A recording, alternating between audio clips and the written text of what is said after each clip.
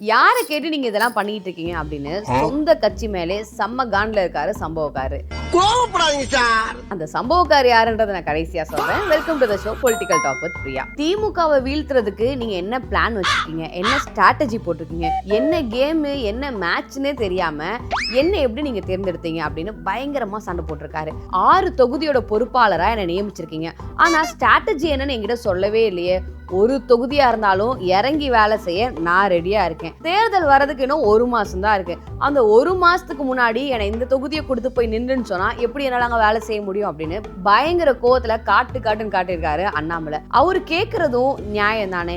அவர் எந்த தொகுதியில நிக்க போறாருன்னு அவர்கிட்ட முன்கூட்டியே சொல்லியிருந்தாதான் அந்த தொகுதிகளுக்கான வேலையை பார்த்து அதுக்கான ஓட்டை அவர் கவர் பண்ண முடியும்.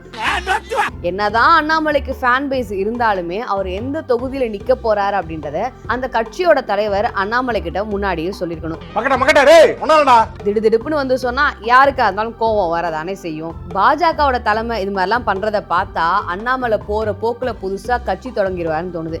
அப்படி புதுசா கட்சி தொடங்கினா அவர் யார் கூட கூட்டணி வைப்பாரு, எந்த தொகுதியில நிப்பாரு அப்படின்றத கமெண்ட்ல சொல்லுங்க.